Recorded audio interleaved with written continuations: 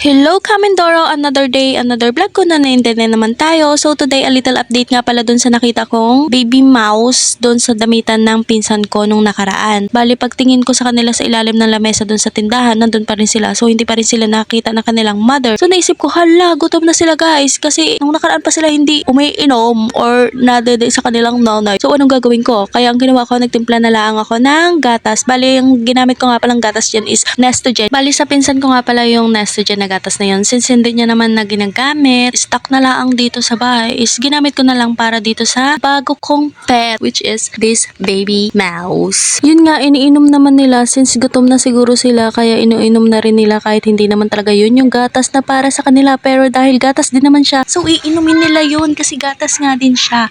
Tapos ang likot-likot dito, ang huling pinakain ko na to, huling pinadede ko na to, huling pinagatas ko na to.